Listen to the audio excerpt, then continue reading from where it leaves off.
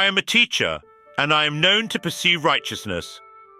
There are those who pursue fame, those who pursue fortune, and others who pursue pleasure. I pursue righteousness, and hence I am most often called the teacher of righteousness. I am an Israelite priest of the house of Zadok, possessing the proper pedigree for the high priesthood. Our line, however, was pushed aside when the freedom fighters known as the Maccabees came to the fore and established their own priestly dynasty, the Hasmoneans. We who were Zadokites felt completely eclipsed. Most of my fellow priests fled south to Egypt, establishing an alternate temple in the Nile Delta in a city called Leontopolis. But I, along with a number of others, joined a rival group whose roots went back at least 2 centuries. They began as an opposition party within the temple elite, centered around ancient accounts of our distant patriarch, Enoch, whose mystical ascent into heaven is catalogued in the book that bears his name. These Enochians entered into a battle royal between priestly houses. These Essenes, as they are also called, are the ones I joined. In time, we Zadokites took the helm of the movement, steering it in a new direction, less focused on Enoch, more focused on the books of Moses, and more devoted to faith in the complete predestination of both the righteous and the wicked from the beginning of time. That's the background for the group who came to call themselves the Sons of Light. It's also important background for understanding a whole series of ancient texts originally composed in the first few centuries before the Common Era, in Aramaic and Hebrew, but which never made it into the biblical canon. It's also ground zero in understanding one of the most important of all ancient Israelite texts, the Book of Jubilees. And it came to pass in the first year of the exodus of the children of Israel out of Egypt, in the 3rd month, on the 16th day of the month, that the Lord spoke to Moses, saying, Come up to me on the mount, and I will give you 2 tables of stone of the Torah and of the commandment which I have written, that you may teach them. And Moses went up into the mount of the Lord, and the splendor of the Lord abode on Mount Sinai, and a cloud overshadowed it 6 days. And he called to Moses on the 7th day out of the midst of the cloud, and the appearance of the splendor of the Lord was like a flaming fire on the top of the mount. And Moses was on the mount 40 days and 40 nights, and the Lord taught him the earlier and the later history of the division of all the days of the Torah and of the testimony.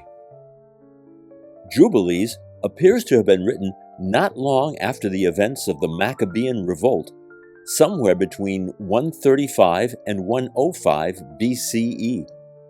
The text we end up with seems to combine 2 disparate priestly traditions which were formerly at war with each other.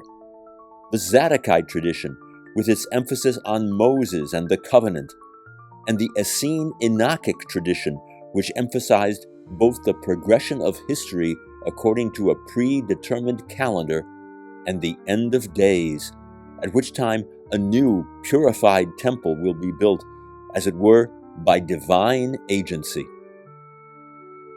And I will disclose to them abounding peace with righteousness, and I will remove them the plant of uprightness, with all my heart and with all my soul. And they shall be for a blessing and not for a curse, and they shall be the head and not the tail. And I will build my sanctuary in their midst, and I will dwell with them, and I will be the Lord their sovereign ruler, and they shall be my people in truth and righteousness. And I will not forsake them nor fail them, for I am the Lord their sovereign ruler. Jubilees is presented as a book given directly to Moses, which the Zadokites must have greatly appreciated, but it also gives us an image of inscribed tablets in the heavenly realm, suggesting that everything has been preordained. And the angel of the presence who went before the camp of Israel took the tables of the divisions of the years, from the time of the creation of the Torah and of the testimony of the weeks of the Jubilees, from the day of the new creation, when the heavens and the earth shall be renewed in all their creation according to the powers of the heaven, and according to all the creation of the earth, until the sanctuary of the Lord shall be made in Jerusalem on Mount Zion. And all the luminaries be, renewed for healing and for peace and for blessing for all the elect of Israel, and that thus it may be from that day and unto all the days of the earth. This doctrine of predestination was the direction that the Essenes would ultimately embrace, and it would one day become a foundational principle of another offshoot of Jewish sectarianism, which would come to be called Christianity. That, of course, would be centuries down the pike. In the meantime, the language of Jubilees captivated a good segment of the Judean populace. We believe that everyone has been predestined from the creation of the world.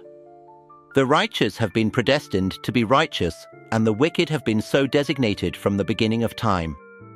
According to the creation account in the Book of Jubilees, Jacob and his descendants were divinely elected at that time, and divine election cannot be revoked. Members of this chosen line celebrate the Sabbath along with God and the angels, for divine law itself was not revealed for the first time to Moses. It was predestined from the beginning. And he said to us, Behold, I will separate unto myself a people from among all the peoples, and these shall keep the Sabbath day, and I will sanctify them unto myself as my people, and will bless them.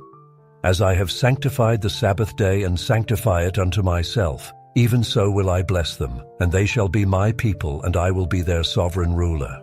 And I have chosen the seed of Jacob from among all that I have seen, and have written him down as my firstborn son, and have sanctified him unto myself forever and ever. And I will teach them the Sabbath day, that they may keep Sabbath thereon from all work. It seems that after the great revolt of the Maccabees, the Essene Enochians no longer considered the 5 books of Moses, the Torah, as competitive with their own revelations. Their earlier work, the Dream Visions, which is part of the larger Book of Enoch, makes no mention of the Torah.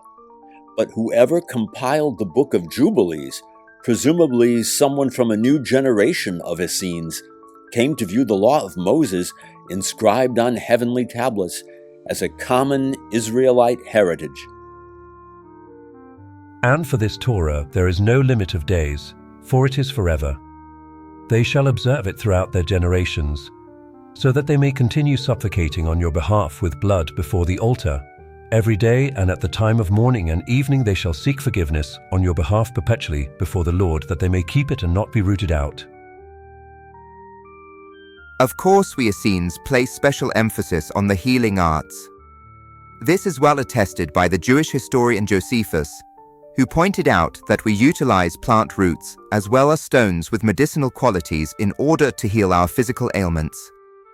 The Book of Jubilees makes clear that it was the angels who taught such methods of healing to Noah, and that Noah recorded these secrets in a holy book. That is how the knowledge of healing was passed down to us, and that is one of many reasons why we Essenes have carefully copied the Book of Jubilees and preserved it among our library of scrolls.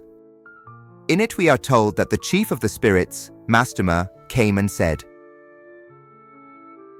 The Lord commanded that one of us should teach Noah all the medicines of the angelic watchers, for he knew that they would not walk in uprightness, nor strive in righteousness. And we did according to all the words of the Lord. All the malignant evil ones we bound in the place of condemnation, and 1/10 part of them we left, that they might be subject before Satan on the earth. And we explained to Noah all the medicines for their diseases, together with their seductions, how he might heal them with herbs of the earth. And Noah wrote down all things in a book, as we instructed him concerning every kind of medicine. Thus the evil spirits were precluded from hurting the sons of Noah. Sure enough, 14 fragmentary copies of Jubilees have turned up among the Dead Sea Scrolls, all of them in the original Hebrew. They date from 125 to 100 BCE, but the original certainly goes back long before then. And when Josephus says that the Essenes used roots and stones for healing, he's clearly not talking about the Dead Sea sect who copied and preserved the Book of Jubilees. He's talking about a much larger and much earlier group, whom he called Essenes and who wrote the book to begin with. We can and should call the Dead Sea Sectarians Essenes, but an Essene splinter group led by the teacher of righteousness, who broke away from the larger movement at a later date. It's often pointed out that good scholars are also good detectives, and all of this takes a good deal of deduction, and in equal measure, a good deal of sleuthing. And that's elementary. Then there is the matter of the divine covenant. The Book of Jubilees tells us that the agreements between God and Noah, Abraham and Moses are all the same covenant that was simply updated and renewed with the passage of time.